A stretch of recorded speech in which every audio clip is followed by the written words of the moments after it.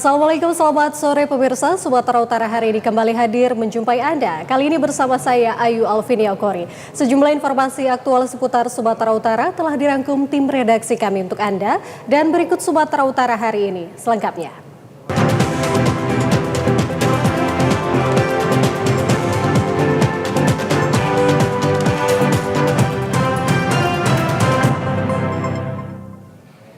Kita awali informasi pertama pemirsa, tim Pitsus Satreskrim Polres Labuhan Batu melakukan sidak di beberapa lokasi, tepatnya di stasiun pengisian bahan bakar umum SPBU Kota Rantau Prapat, serta melakukan sidak di pangkalan pengisian bahan bakar umum SPBU Kota Rantau Prapat, serta melakukan sidak di pangkalan penjualan gas LPG selama bulan suci Ramadan.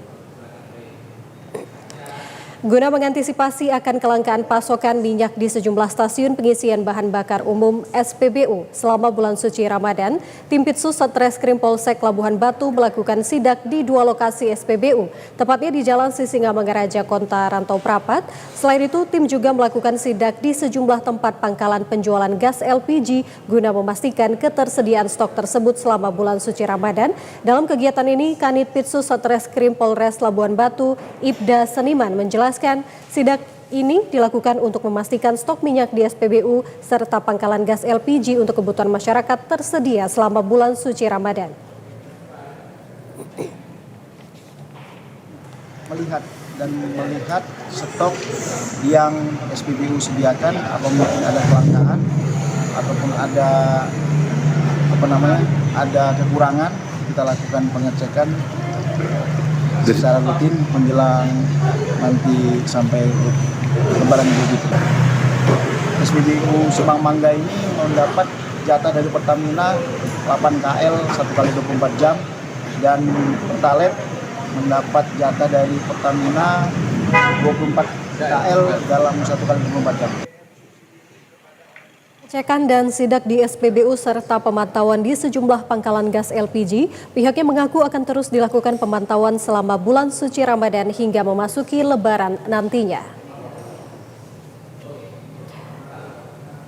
Ya pemirsa, tim penegakan hukum Kementerian Lingkungan Hidup dan Kehutanan melimpahkan kasus penyelundupan ratusan kilogram sisik terenggiling ke Kejaksaan Negeri Asahan.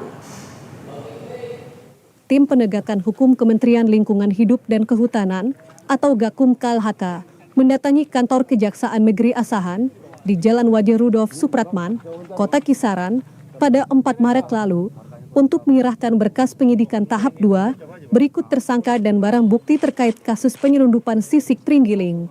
Sebelumnya, tersangka AS ditangkap tim Gakum KLHK saat akan mengantarkan sisik terenggiling kepada pembeli. Dari tangan tersangka, petugas menyita 320 kg sisik terenggiling. Dari hasil penyelidikan, kasus jual beli sisik terenggiling yang merupakan hewan dilindungi tersebut juga melibatkan oknum aparat TNI dan Polri. Penyidik Gakum KLHK Sunaryal mengatakan, terhadap oknum TNI saat ini sedang ditangani oleh POM TNI. Setelah pelimpahan berkas perkara kepada Kejaksaan Negeri Asahan, tersangka AS selanjutnya akan menjalani persidangan di Pengadilan Negeri Kisaran. Terang dari hampir 4 bulan kami untuk mengumpulkan alat bukti supaya tersangka ini bisa dinyatakan lengkap oleh jaksa dalam rangka tahap 2, artinya penyerahan tanggung jawab kami dari penyidik kepada kejaksaan, artinya jaksa peneliti atau jaksa penuntut umum untuk dilakukan proses selanjutnya. Pemirsa, Balai Besar Pengawasan Obat dan Makanan Medan melakukan pengawasan makanan di Pasar Takjil Jalan Dr. Mansur Medan. Kamis sore 40 sampling makanan diuji laboratorium. Kepala Bagian Tata Usaha Balai Besar Pengawas Obat dan Makanan Medan, Kodon Tarigan turun langsung ke lapangan saat timnya melakukan sidak makanan di Pasar Ramadan di Kota Medan. Satu persatu lapak pedagang makanan dikunjungi. Pihaknya memilih sampling untuk dilakukan pengujian dan mendapatkan 40 sampling makanan takjil. Makanan takjil diantaranya adalah mie, tahu, minuman berwarna, dan lainnya. Makanan ini dibeli oleh Balai Besar Pengawas Obat dan Makanan untuk langsung diuji laboratorium. Tujuan uji lab ini untuk mengetahui adakah penyalahgunaan bahan tambahan pangan yang dilarang dalam makanan takjil. Kodon Tarigan menjelaskan, hasil dari 40 sampling dinyatakan semuanya baik dan tidak mengandung bahan tambahan pangan yang dilarang. Dari 40 yang kita sampling, sudah alhamdulillah semuanya hasilnya baik dan tidak mengandung bahan-bahan tambahan pangan yang dilarang. Jadi tentunya ini merupakan kegembiraan bagi kita bahwa masyarakat Medan, dalam hari ini juga pelaku-pelaku usaha takjil ternyata telah menerapkan ataupun menggunakan bahan pangan yang memang benar-benar sesuai dengan aturan. Adapun bahan tambahan pangan yang harus dihindari seperti methanol yellow, prohodamin, formalin hingga boraks yang jika digunakan akan berakibat fatal. Ya pemirsa, diduga minimnya pengawasan dari dinas terkait sehingga minuman yang telah melewati masa edar atau kadaluarsa ditemukan di salah satu minimarket di Kota Tebing Tinggi. Sementara dinas terkait menghimbau kepada masyarakat untuk tetap memperhatikan tanggal kadaluarsa setiap pembelian di supermarket. Kejadian tersebut terungkap saat salah seorang warga Haryono sedang berbelanja di salah satu minimarket. Awalnya sedang berbelanja untuk kebutuhan berbuka puasa di minimarket, namun minuman kadaluarsa tersebut diketahui pada saat dirinya sampai di rumah. Sejumlah barang diantaranya teh dalam kemasan sebanyak 6 kotak. Sesudah berbuka puasa, teh kemasan tersebut diminum oleh anaknya dan pada saat diminum anaknya merasa rasanya berbeda. Setelah dicek tanggal kadaluarsa ternyata tertera tanggal 3 Maret 2025 atau sudah lewat 2 hari masa kadaluarsanya. Untuk memastikan ada tidaknya barang berupa yang kadaluarsa dan ternyata benar saja di dalam kulkas masih terpajang belasan kotak teh kemasan yang sudah lewat masa edarnya atau kadaluarsa. Terkait adanya barang kadaluarsa yang beredar di salah satu minimarket di Tebing Tinggi, Kepala Dinas Perdagangan Zahidin mengatakan akan memberikan pembinaan kepada minimarket yang bersangkutan. Sedangkan untuk melakukan penindakan kewenangannya ada di Dinas Perdagangan Provinsi Sumatera Utara. Dihimbau jika ada masyarakat yang menemukan barang kadaluarsa, pihaknya akan turun langsung melakukan pembinaan agar tidak lagi mengulangi hal yang sama.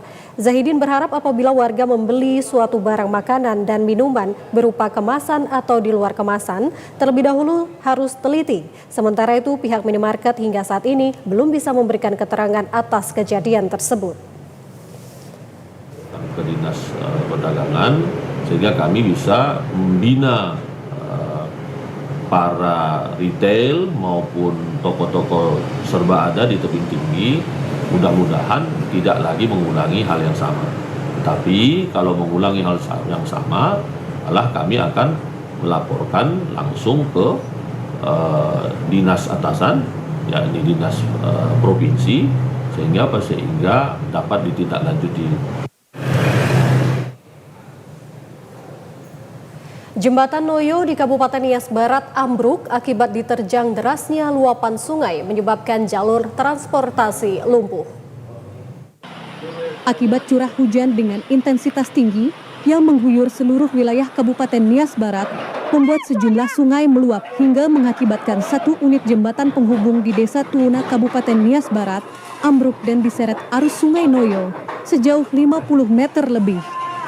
Tidak ada korban jiwa atas peristiwa ini, akan tetapi menurut warga setempat, Timothy Mendrova mengatakan cukup berdampak terutama bagi akses penghubung lalu lintas dari Gunung Sitoi dan Kabupaten Nias menuju ibu kota Kabupaten Nias Barat hingga ke Nias Selatan menjadi lumpuh total.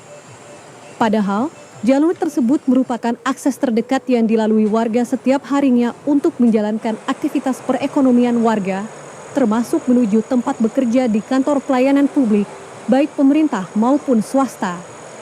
Meskipun terdapat jalur alternatif namun cukup jauh, sehingga beberapa daerah masih terisolasi akibat kondisi putusnya jembatan tersebut. Ada dua jalur yang harus dilalui apabila yang dari Gunung Sitoli, bisa dari Botombawe, dan bisa juga yang lewat dari Lelewau. Yang lebih dekat, kalau yang arah Gunung Sitoli bisa lewat Botombawe, sehingga sampai pada di Sirombo untuk bisa dapat diakses ke sana. Warga meminta pemerintah agar melakukan pembangunan jembatan secara darurat di Sungai Noyo tersebut agar segera dapat dilalui warga. Hingga saat ini, kondisi luapan sungai di lokasi masih juga belum surut. Pemirsa, seorang pria terekam kamera pengawas saat melakukan pencurian 1 unit sepeda motor di depan toko baju saat ditinggal pemiliknya dan kejadian tersebut viral di media sosial. Pencurian tersebut terjadi di Jalan Bukit Kota Pinang, Kabupaten Labuhan Batu Selatan kemarin siang. Di dalam rekaman kamera pengawas terlihat seorang pria yang melintas di depan toko sambil memperhatikan sepeda motor yang terparkir di depan ruko dengan posisi kunci kontak masih berada di sepeda motor.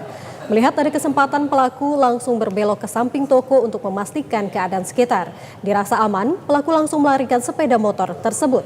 Salah satu karyawan toko Yuni Harap mengatakan sebelumnya pelaku keluar dari gang sambil memperhatikan orang yang berada di sekitar.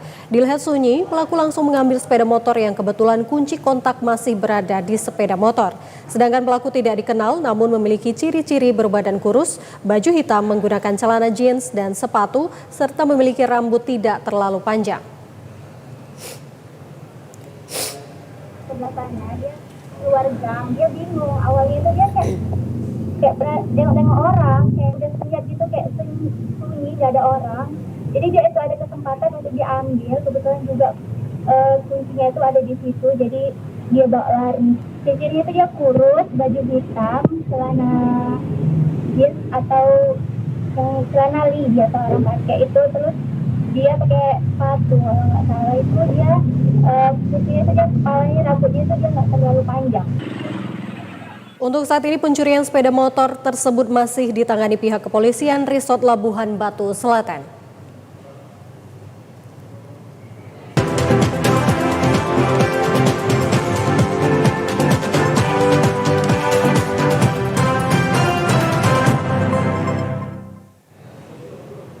Terima kasih Anda kembali.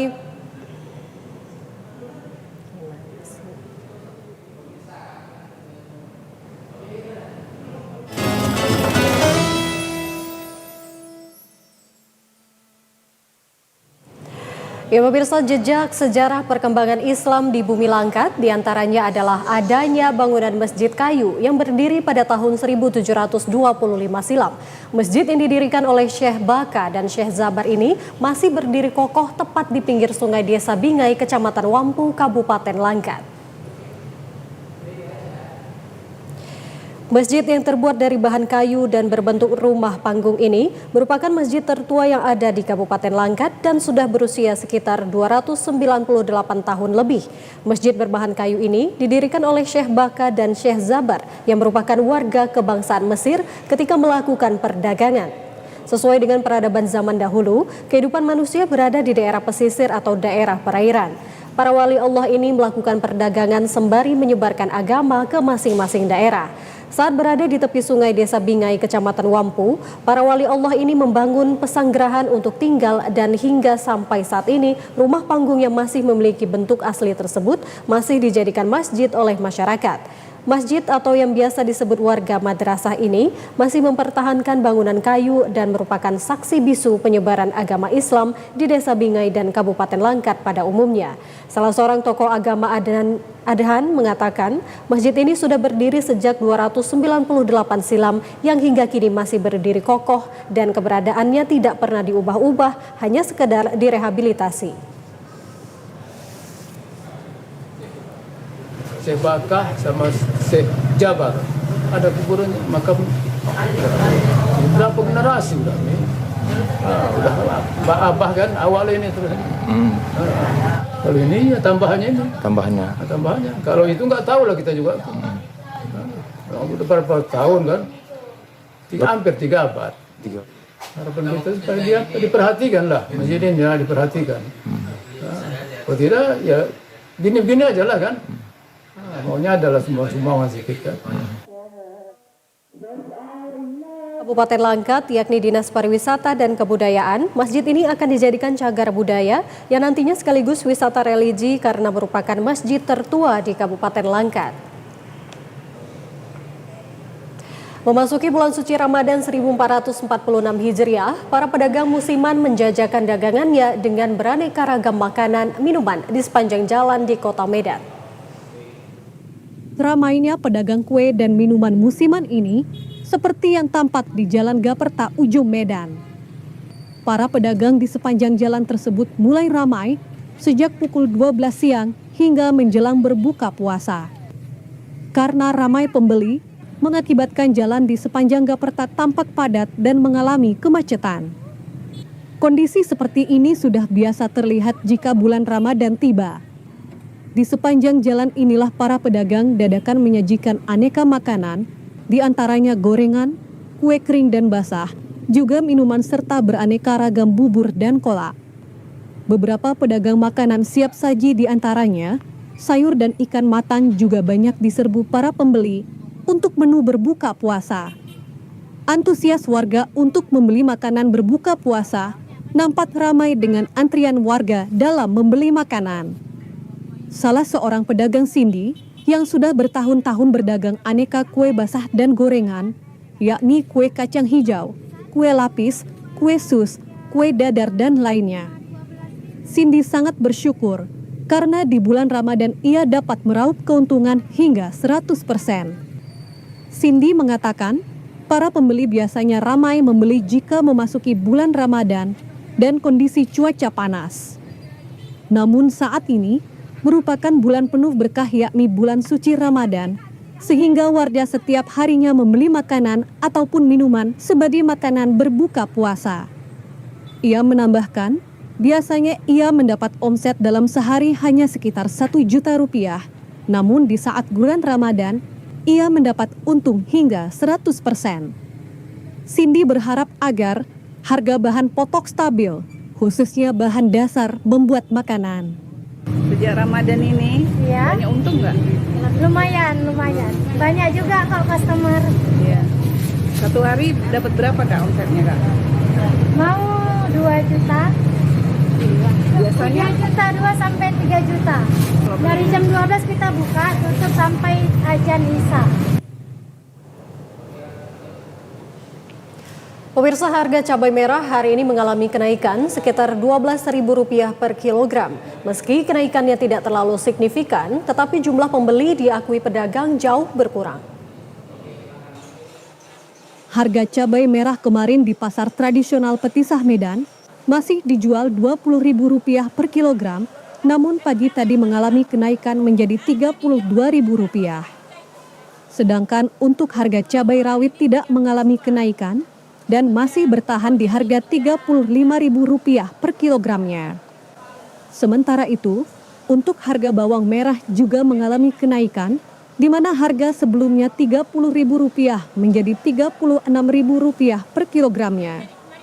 Bawang putih juga naik dari harga Rp38.000 menjadi Rp42.000 per kilogramnya. Begitu juga dengan harga kentang, dari harga Rp12.000 menjadi Rp20.000. Sedangkan untuk harga bawang bombay tidak mengalami kenaikan, yakni Rp30.000 per kilogramnya. Begitu juga dengan harga gula merah kualitas super masih tetap sama yakni Rp30.000, sedangkan gula merah kualitas biasa Rp22.000 per kilogramnya. Waknur selaku pedagang mengaku, meski harga kebutuhan pokok hanya sedikit mengalami kenaikan, namun jumlah pembeli jauh berkurang. Waknur mengatakan, 2 minggu jelang Idul Fitri biasanya permintaan dari warga akan mulai meningkat. Harga ya lumayan lah. Semalam jatuh, hari ini agak naik sedikit. Semalam sampai 20.000, hari ini mencapai 32. Biasa seminggu lagi ndak lebaran gitulah naiknya. Ya, harapan kami ya kayak mana lah pemerintah, solusi pemerintah. Tengoklah, gara-gara portal itu pun tidak laku jualan kami nih. Tidak ada orang masuk. Menurut pedagang pasar Petisah Medan, salah satu faktor penyebab berkurangnya jumlah pembeli, karena saat ini setiap pengunjung dan pedagang dikenakan biaya parkir. Pedagang berharap portal parkir yang berada di pasar Petisah Medan bisa dikaji kembali oleh pihak terkait. Harga kelapa saat ini naik menjadi Rp10.000 dari harga Rp7.000 per butirnya. Kenaikan harga yang terjadi akibat tingginya permintaan dari warga, sedangkan pasokan jauh berkurang. Berkurangnya pasokan kelapa saat ini dari sentra penghasil Karena menurut pedagang saat ini, kelapa juga banyak permintaan dari negara tetangga, sehingga penghasil kelapa banyak menjual kelapanya ke pabrik. Salah seorang pedagang kelapa Suwarno mengatakan, saat ini harga kelapa dijual dengan harga Rp10.000, di mana sebelumnya hanya Rp7.000 per butirnya. Suwarno menyebut, setiap bulan Ramadan kelapa sangat banyak permintaan untuk diolah menjadi aneka makanan dan minuman. Untuk itu, permintaan dari warga juga jauh meningkat. Dikatakan bahwa saat ini ia bisa menjual 1 hingga 2 ton per harinya. Untuk memenuhi permintaan warga, ia memasok kelapa dari Aceh dan Tanjung Balai. Ia berharap agar pemerintah ikut berperan sehingga kelapa dari Sumatera Utara tidak semuanya diekspor karena warga lokal sangat membutuhkan santan kelapa segar untuk keperluan memasak. Suwarno memprediksi harga kelapa menjelang Lebaran akan terus mengalami kenaikan. Diharapkan agar pasokan dari sentra penghasil tidak berkurang sehingga pedagang dapat memenuhi permintaan pembeli. Ya, makasih dengan teman media, harga kelapa saat ini sangat tinggi. Biasanya kita jual santan 7.000 per butir, sekarang ini 10.000. Karena kondisi pasokan dari Aceh sangat jauh berkurang. Karena selama ini sudah ada pabrik-pabrik, ya ada 3 pabrik, 1 di Binjai, yang 2 ada di Tanjung Brawa. Itu adalah pabrik untuk penggilingan kelapa yang diekspor ke luar negeri. Padahal kebutuhan dalam negeri ini kita sangat kekurangan. Ini disinilah harus pemerintah harus punya peran penting. Bagaimana barang-barang produk lokal ini harus betul-betul diutamakan dulu baru diekspor ke luar negeri. Karena kita per 2 hari bisa 3 ton bang kebutuhan kita kelapa. Namun dengan keadaan seperti ini kita akhirnya berkurang untuk isi pelanggan. Di sini memang harus juga pemerintah harus punya peran penting dengan pemerintah daerahnya juga supaya diutamakan dulu untuk kebutuhan dalam negerinya baru diekspor luar negeri gitu. Untuk memberi kemudahan kepada masyarakat di tempat penjualan kelapa, pembeli sudah dapat melakukan pemerasan sehingga tidak perlu membawa batok kelapanya hingga ke rumah. Pemirsa, ayam broiler hari ini mengalami penurunan harga sekitar Rp1.000 per kilogramnya, di mana kemarin Rp36.000, saat ini menjadi Rp35.000. Meski mengalami penurunan harga, namun permintaan warga tidak terlalu banyak.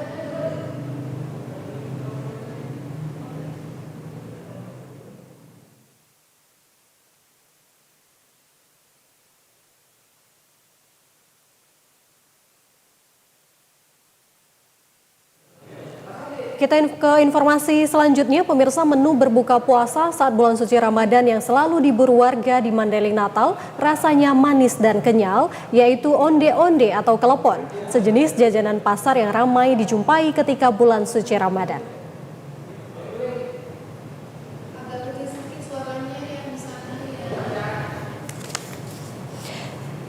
Di dapur sederhana inilah perajin kue khas Mandailing setiap harinya mengolah beragam menu berbuka puasa seperti pembuatan jajanan takjil berupa onde-onde atau biasa disebut kelepon, sejenis panganan pasar yang ramai dijumpai saat bulan Ramadan. Panganan dengan rasa manis dan kenyal ini menjadi pilihan utama warga di Mandailing Natal untuk berbuka puasa. Taburan kelapa parut menjadi ciri khas panganan rasa manis yang ketika dicicipi terasa melekat di lidah. Proses pembuatan kue ini tidak tergolong rumit. Menurut Yuli Anissa, beras ketan yang menjadi bahan utama pada pembuatan kue ini dicampur dengan gula merah yang diolah sedemikian rupa menyerupai bulatan-bulatan kecil dan diwarnai dengan air perasan daun pandan. Selanjutnya direbus hingga kenyal, lalu ditambah kelapa parut yang menjadi ciri khas panganan ini. Untuk mencicipi makanan ini, penikmat onde-onde tidak perlu repot untuk mencarinya karena makanan satu ini gampang ditemukan saat Ramadan tiba. Ini namanya klepon, di sini biasanya disebut onde-onde, Bang. Itu di bulan puasa gimana? Biasanya onde-onde ini lebih banyak dijual pada hari bulan puasa daripada hari-hari biasanya. Nah, itu biasanya untuk apa tuh? Biasanya ini untuk bukaan bulan puasa. Ini terus direbus ke air panas sekitar 10-15 menit. Ini juga tergolong murah, yakni Rp500 per biji. Bagi pemburu takjil dengan mudah bisa menemukan jajanan ini di lapak para pedagang takjil, baik di pinggir jalan maupun di pasar-pasar takjil. Pemirsa, ayam broiler hari ini mengalami penurunan harga sekitar Rp1.000 per kilogramnya, di mana kemarin Rp36.000, saat ini menjadi Rp35.000. Meski mengalami penurunan harga, namun permintaan warga tidak terlalu banyak. Ayam broiler merupakan kebutuhan pokok yang sangat banyak dibutuhkan masyarakat. Meski demikian, pada bulan Ramadan saat ini penjualannya mengalami penurunan drastis. Seperti di pasar tradisional Petisah Medan, harga daging ayam broiler dijual dengan harga Rp35.000 dari harga sebelumnya Rp36.000 per kilogramnya. Salah seorang pedagang ayam broiler, Dedi, mengatakan setiap bulan Ramadan biasanya permintaan berkurang karena sejumlah rumah makan dan kafe tidak beroperasi seperti biasanya. Saat ini, banyak warga yang membeli ayam untuk konsumsi rumah tangga, di mana pembeliannya juga sangat sedikit. Pedagang mengaku permintaan warga akan ayam broiler mulai mengalami peningkatan 1 minggu menjelang Idul Fitri. Terkait dengan harga menjelang Idul Fitri, biasanya harga ayam juga ikut mengalami kenaikan. Pedagang berharap agar ketersediaan ayam broiler dari peternak cukup, sehingga tidak terlalu berpengaruh terhadap kenaikan harga. Ada penurunan, Bang. Sebelum puasa tuh naik dia, tapi setelah puasa turun dia sedikit. Mendekati seminggu mau lebaran lah, baru mulai lagi itu. Ya harapan saya macam mana lah, Bang, kayak gini-gini aja itu, Bang. Stok tetap ada mudah-mudahan. Pemirsa, bulan Ramadan merupakan berkah tersendiri bagi pedagang takjil karena banyaknya permintaan dari masyarakat. Seperti di Jalan Kapten Mukhtar Basri Medan yang menjual aneka makanan dan minuman berbuka puasa. Takjil adalah istilah umum untuk kudapan yang dimakan pada saat berbuka puasa. Pada umumnya, takjil bisa ditemui di sepanjang jalan raya. Namun, di Jalan Kapten Mukhtar Basri Kota Medan dapat dijumpai pada salah satu tempat menjual aneka makanan dan minuman berbuka puasa, mulai dari jajanan tradisional hingga penganan kekinian. Selain aneka kue, warga juga bisa membeli lauk pauk seperti kepala ikan kakap dan aneka gulai lainnya. Harga yang ditawarkan cukup bervariasi untuk kue tradisional, mulai dari Rp2.500. Salah seorang warga, Sabrina, mengatakan tahun ini jumlah pedagang takjil lebih banyak dan aneka kue dan gulai yang ditawarkan juga bervariasi. Adanya lokasi penjual takjil di bulan Ramadan yang lokasinya berdekatan dengan kampus membuat mahasiswa lebih mudah untuk membeli aneka menu berbuka puasa. Dikatakan, lokasi penjualan takjil yang ada di Jalan Kapten Mukhtar Basri Kota Medan ini menjadi tempat ngabuburit bagi warga menunggu jam berbuka puasa. Sebelumnya udah pernah, tapi di tahun ini sangat meriah. Aku lihat banyak kali makanan-makanan yang bisa untuk buka puasa, bisa untuk sahur juga. Jadi tunggu lagi datang ke sini ya. Untuk harganya masih terjangkau di kalangan mahasiswa terutama, dan untuk ibu-ibu pasti terbantu kali kalau belanja di sini. Banyaknya warga yang berkunjung ke lokasi ini membuat aneka takjil yang dijual pedagang setiap harinya habis terjual, dan hal ini tentunya dapat meningkatkan pendapatan pelaku UMKM di bulan Ramadan. Jelang operasi Ketupat 2025, sejumlah lokasi jalan lintas Sumatera dan jalan Kabupaten Serdang Bedagai menuju objek wisata yang kondisi jalan berlubang dan bergelombang dilakukan pengecekan dengan memberikan tanda. Sebelum hari Lebaran, jalan tersebut sudah diperbaiki. Dengan menggunakan roda 2, sejumlah PJU Polres Sergai termasuk Kapolres melakukan pengecekan sejumlah ruas jalan lintas Sumatera dan Kabupaten yang berada di wilayah hukum Polres Sergai yang mengalami rusak seperti berlubang dan bergelombang. Adapun titik lokasi jalan yang ditemukan rusak yaitu berada di Jalan T. Rizal Nurdin, Perbaungan, Jalan Sumedan Tebing Tinggi, kilometer 49 Desa Seibuluh, Teluk Bengkudu, Jalinsum Medan Tebing Tinggi kilometer 56 Desa Firdaus Seirampah, serta Jalan Seirampah Dolok Masihul, Desa Belidaan, Kecamatan Seirampah. Kapolres Sergai AKBP John Heri Rakuta Sitepu mengatakan pengecekan dilakukan untuk memastikan titik lokasi Jalinsum dan jalan kabupaten yang rusak dan bergelombang untuk ditandai dengan piloks yang bertujuan untuk dilakukan koordinasi ke dinas terkait untuk dilakukan perbaikan sebelum arus mudik Idul Fitri. Operasi Ketupat Toba dilaksanakan. Jalinsum Sergai merupakan jalan lintas yang dilalui para pemudik jika menuju Pematang Siantar Sibolga dan lainnya. Dan jalan kabupaten menuju objek wisata Pantai Cermin dipastikan keadaan jalan layak pakai untuk para pemudi nantinya. Jalan lintas Sumatera yang ada rusak, tadi sudah kita tandai beberapa titik yang memang rusak yang sekiranya dapat membahayakan pengemudi khususnya roda 2. Sehingga nanti kami akan koordinasikan dengan pengelola jalan, baik itu dari pemerintah kabupaten, provinsi ataupun Balai Jalan Nasional untuk bisa diperbaiki sebelum musim mudik tiba. Dan juga selain jalur lintas Sumatera ini juga tentu kami melakukan pengecekan jalan-jalan yang lainnya, baik itu jalan provinsi maupun jalan kabupaten, terutama yang menuju kawasan wisata di daerah Pantai Cermin. Tentunya ini harapan kami dengan pengecekan ini nanti akan ada perbaikan. Pasokan energi kelistrikan untuk kebutuhan masyarakat Sumatera Utara saat bulan Ramadan tidak mengalami kendala. Demikian juga kebutuhan pengisian daya listrik untuk mobil listrik dipastikan tersedia dan aman. Untuk ketersediaan pasokan listrik dipastikan aman selama bulan Ramadan. Ibadah umat muslim baik di masjid dan rumah diupayakan tidak mengalami gangguan karena adanya pemadaman listrik. Dalam mengatasi agar ketersediaan listrik tidak alami hambatan dan gangguan selama bulan puasa, sudah dilakukan pemeliharaan jaringan. Dari sisi kesiapan material, petugas PLN siaga selama 24 jam untuk menjaga keandalan pasokan listrik di wilayah Sumatera Utara. Senior Manajer Distribusi PLN UID Sumut, Haryadi Fitrianto mengatakan pasokan listrik di wilayah Sumatera sudah menjadi satu sistem, ditambah pada beberapa titik PLN Sumatera Utara juga memiliki pembangkit yang cukup memasok daya kelistrikan di wilayah Sumatera Utara. Stimulus dari pemerintah dalam memberikan diskon 50% untuk pembayaran periode Januari dan Februari 2025, namun PLN tetap memberikan pelayanan terbaik bagi masyarakat.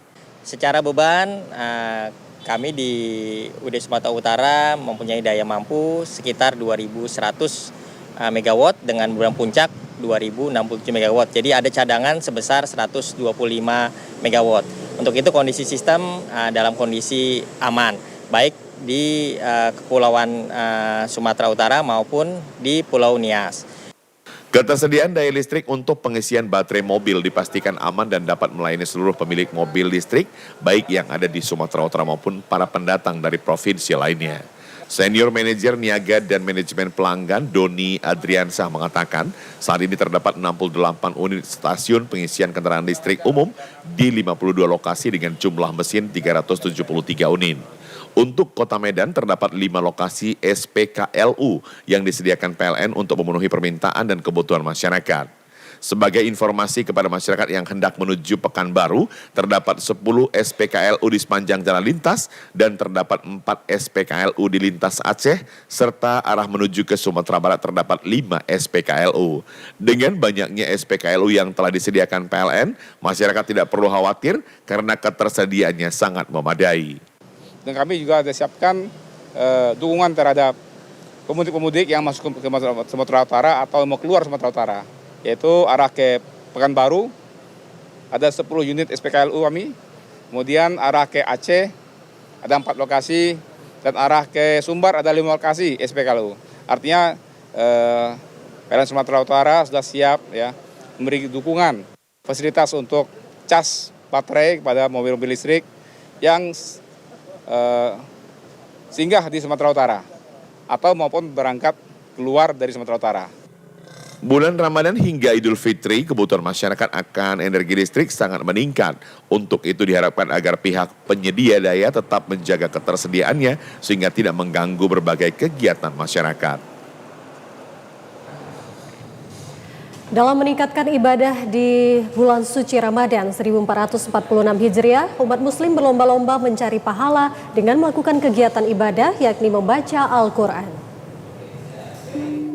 Ada banyak amalan sunnah di bulan Ramadan yang dapat dilakukan, salah satunya membaca Al-Quran. Bagi umat Islam yang sudah lancar maupun sedang dalam tahap belajar, sangat dianjurkan untuk membaca Al-Quran di bulan Ramadan. Seperti yang dilakukan ibu-ibu pengajian tahsin Al-Quran di Jalan Gaperta, Kota Medan. Para ibu-ibu pengajian tahsin Al-Quran ini di bulan Ramadan tetap belajar membaca Al-Quran dengan tajwid dan bacaan yang benar. Membaca Al-Quran bertujuan meningkatkan pemahaman umat Islam terhadap Al-Quran. Selama ini, banyak umat Islam yang hanya fokus pada membaca Al-Quran tanpa memahami maknanya. Padahal, membaca Al-Quran yang sesungguhnya adalah memahami dan mengamalkan isinya. Salah seorang pengajar Al-Quran Umiyati mengatakan, umat Islam yang membaca Al-Quran di bulan Ramadan maupun hari lain akan mendapatkan pahala berlipat ganda, seperti sabda Rasulullah SAW, barang siapa yang membaca satu huruf dari Al-Quran, maka ia akan mendapat satu kebaikan itu berlipat menjadi 10 kebaikan, dan orang yang membaca Al-Quran sedang ia masih terbata-bata lagi berat dalam membacanya, maka ia akan mendapatkan 2 pahala. Hadis riwayat Bukhari dan Muslim.